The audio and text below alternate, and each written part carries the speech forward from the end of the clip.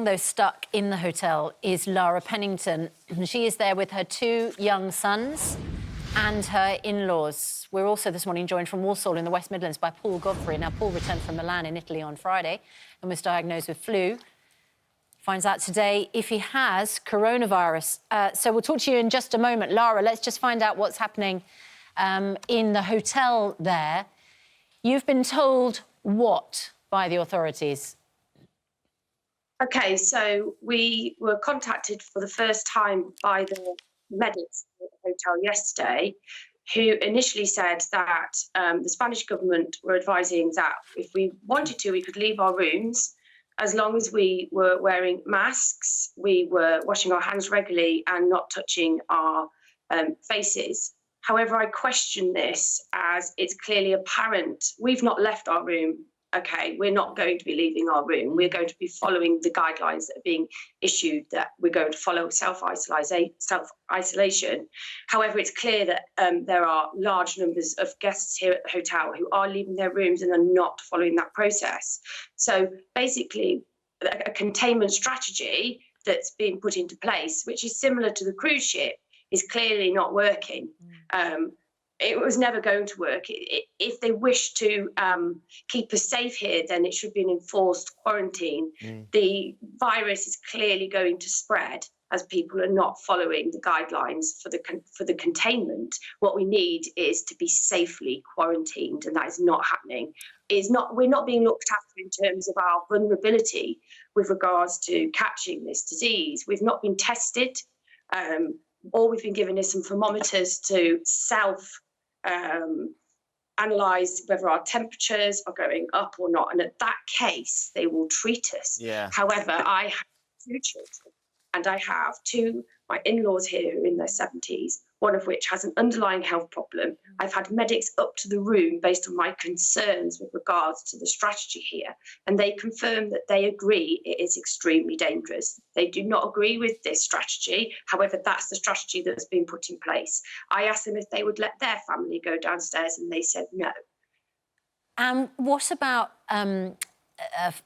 getting meals there, Lara? And because I know that some people have been allowed to use the buffet, haven't they? Yes, and they're not wearing their masks and they're eating food. Now, we feel like we're being penalised for staying in our room because we are refusing to go down there. We are literally having to ring reception to be able to get food. Food is eventually coming, but we feel like we're having to beg for food. So that's extraordinary. As you say, if there's a containment strategy, but people are just, they're not wearing gloves, they're just, sharing the spoons and just wandering around, as you say, without masks. It doesn't make a lot of sense, does it, to you? I can completely understand that. But you are sort of basically self-quarantining. Yes, we are, yes, to keep ourselves safe, because I do not want my children or my elderly relatives to contract this disease. And we feel abandoned and we are very frightened. We're trying to stay. We have no issue at all with being quarantined. What we're asking for is to be safely quarantined, and we're calling upon the government because there is only 160 Brits here. That's not a lot for them to manage. No, and there's no. Lara, sorry, how much longer have you got at the hotel? Have they said that we're going to keep everybody there indefinitely till we know that no one has the coronavirus? When were you due to be flying home? Yesterday. And Jet2, we feel abandoned by Jet2 as well. We've had 1 phone call from Jet2 yesterday. We hadn't heard from them at all. The reason we booked with a travel operator is to ensure that if something like this was to happen, we would be looked after. And we feel abandoned by them as well. We've had the communication extremely limited. We feel like we are being kept in the dark on purpose. OK. So have you been given any idea of when the rescheduled flight will happen? How many more days you're going to have to stay in the hotel? No, not at all. We're getting nothing. I believe the Foreign Office have contacted, according to the news, the Foreign Office have contacted people here. We have not been contacted by the Foreign Office.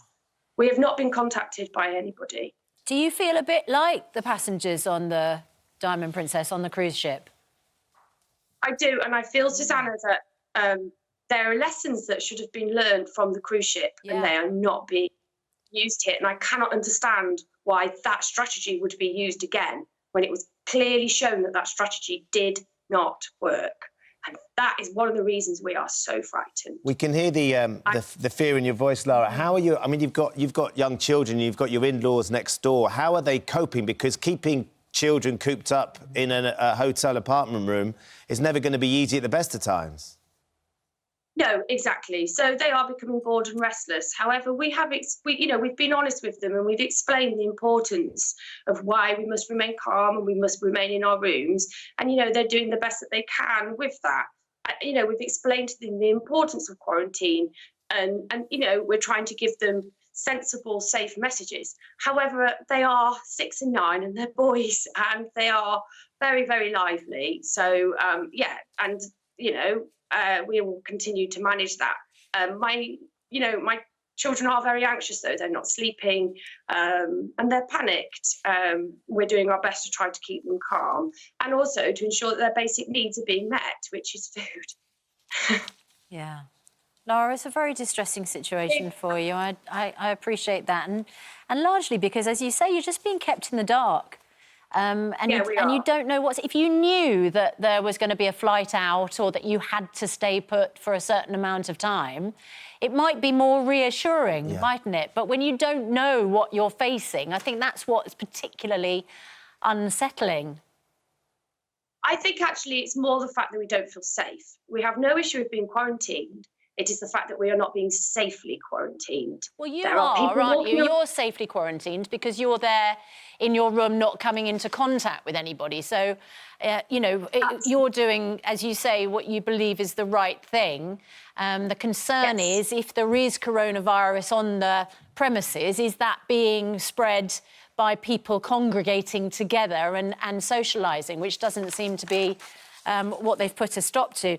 I mean, I don't think it's of any use at all, to be honest, but we do have a Jet2 statement that I'll read to you. Following reports that a non-Jet2 Holidays customer staying at that particular hotel has tested positive, the hotel continues to be placed under quarantine following advice from the authorities. We confirm around 100 of our customers staying in the hotel.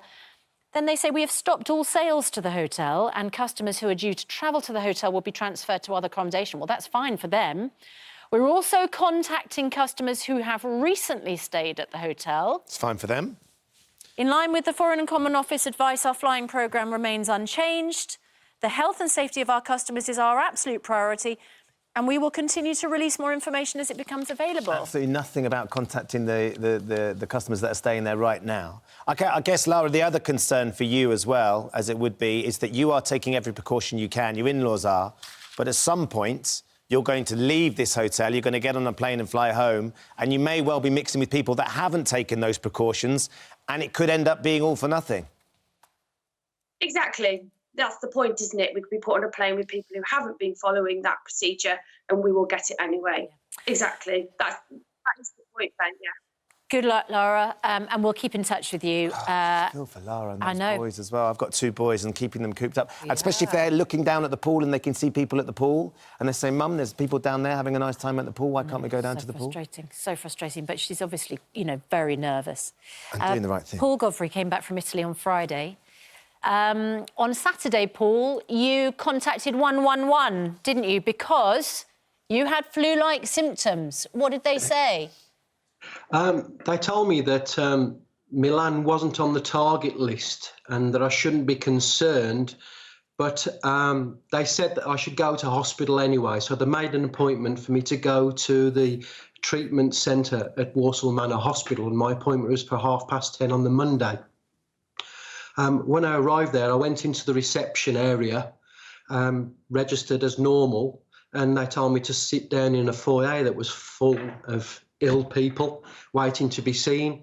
And I sat there for about 10 minutes, and then I was called in to a foyer and said, you shouldn't be here. And I said, well, I'm only following guidelines from 111, who have given me clear instruction and appointment to attend at this specific location to be seen. They panicked. They gave me a face mask in the foyer where everybody else was looking around in shock. And they said, we haven't got a cubicle for you. We'll have to find one. And then They found a cubicle, then said, we'll talk to you via phone link until we can get things sorted. So I spoke to the nurse over the phone. She then came to me dressed in full hazard gear and proceeded to take my temperature, my blood pressure, and microbiology said because at the time Milan wasn't at the at-risk register, they said that there was no need to swab me at the time, and as providing my temperature wasn't 39 degrees, I should go home and carry on with my normal day. You have now, though, been tested, haven't you? Yeah, I received a phone call. I went to Guildford on Tuesday for a meeting. I'm still feeling really under the weather, but it was just to drop something off and then come back. I received a phone call while travelling back saying I needed to get back down to Walsall to be retested. And I got there at 4:30. They told me to drive into the accident and emergency area, stay by my car. Then I had to phone a number where nurses would come out to me. I went to get out the car as soon as I thought the nurses. They said, no, you don't get out the car. You need to put a face mask on.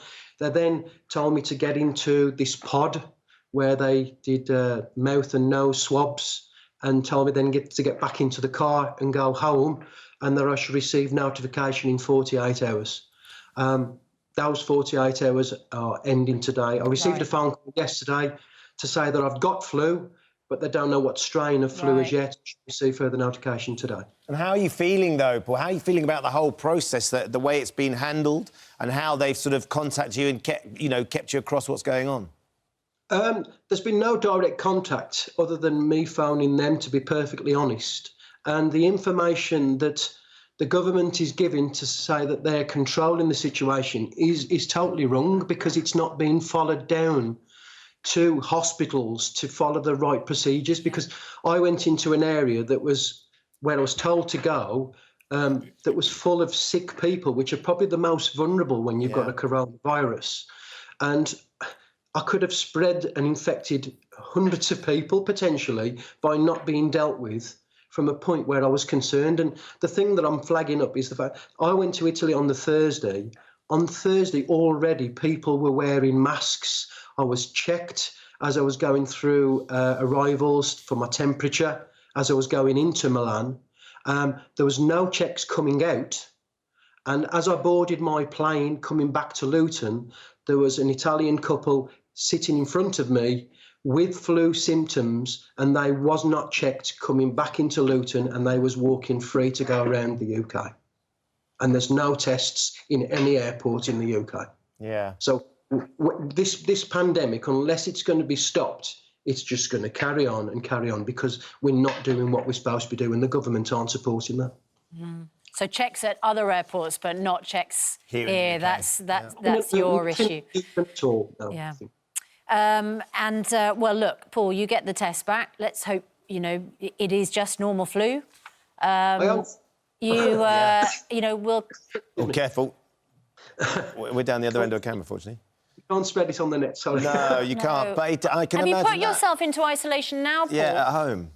Yeah, I say I'm in isolation. There's 5 people live at this house. I've got a 74-year-old mother-in-law that lives with me, and 2 lads, 24 and 26, and my wife. So, what are you supposed to do? I know. Does that mean you're supposed to shut the door of your bedroom and not have any contact with them? Are they going to work, your family, or are they all staying at home now and self-isolating? Well, the guidelines from 111 said that everybody should go about their normal business.